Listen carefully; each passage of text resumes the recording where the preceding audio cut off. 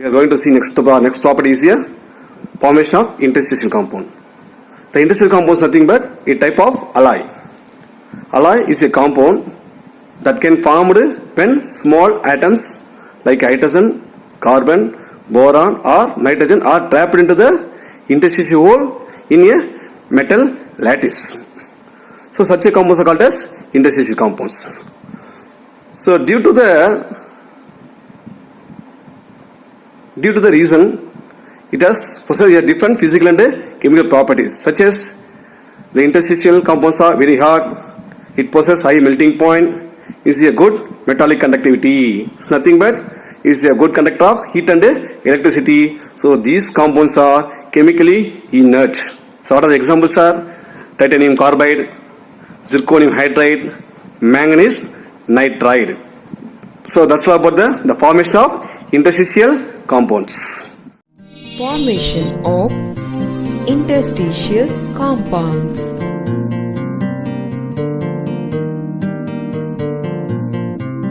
The compounds in which small atoms like hydrogen, carbon and nitrogen are trapped inside the crystal lattice of metals are called as interstitial compounds.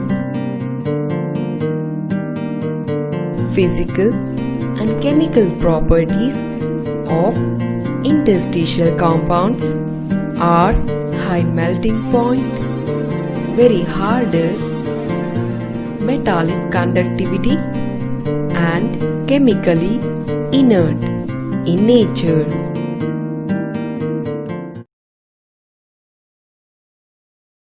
So next property is formation of complex. The transition metals or transition elements are it has to be able to form the complex. It's nothing but coordination complex like hemoglobin, vitamin B12. So such a compound chlorophyll. So these are examples of the coordination compounds or coordination complexes. So due to the three reasons, so the transition elements are it has to easily form the complex. The first one, the smaller size of an atom. Next, the transition elements are it has to possess high ionic character or highly charged.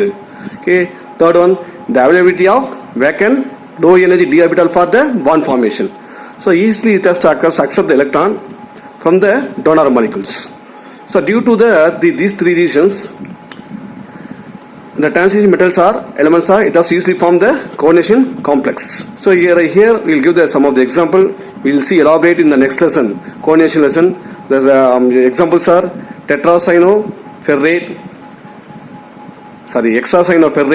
Next, hexacarbonyl ion. Third one, hexaamine copper. So here I given only one example for that. So I given what is the structure of the tetracyanoferrate 4. So that is the structure for that. So that's all about the formation of complex by a transition metals or elements.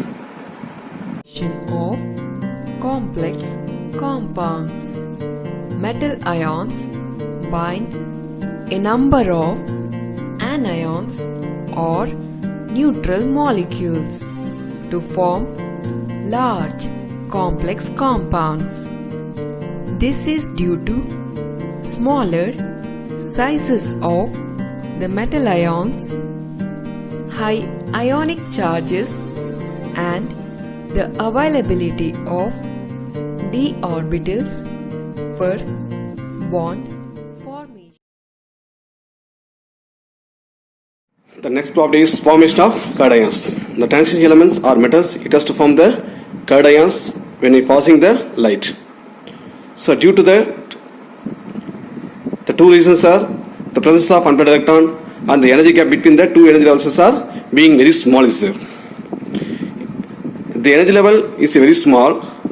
The electrons can be excited from lower level to higher level. It need a small energy. That energy can be provided by a visible light. So that's why the transition elements are it has to form the ions. If the electrons can be excited from lower level to higher level, the energy levels are very small. So the needed energy it was provided by a visible light. When I absorb the electron, the visible light, it excited from low level to high level. That's why it has to form the color. So whatever color means, whatever the color it can be observed, the opposite color can be appears. So என்ன colour observe பண்ணுதோ அதுக்கு opposite region colour என்ன பண்ணும் அது வந்து நமக்கு கொடுக்கும். So that's all about the formation of colored ions. Thank you.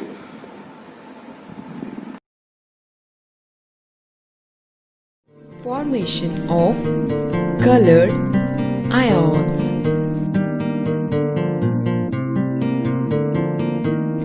Electron in an lower energy d orbital absorb the light energy and excited to the higher energy d orbital.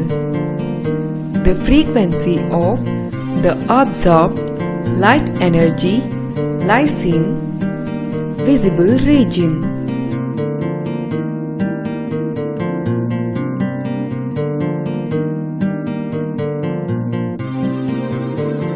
The color of metal ions is complementary to the color of light absorbed by the electron.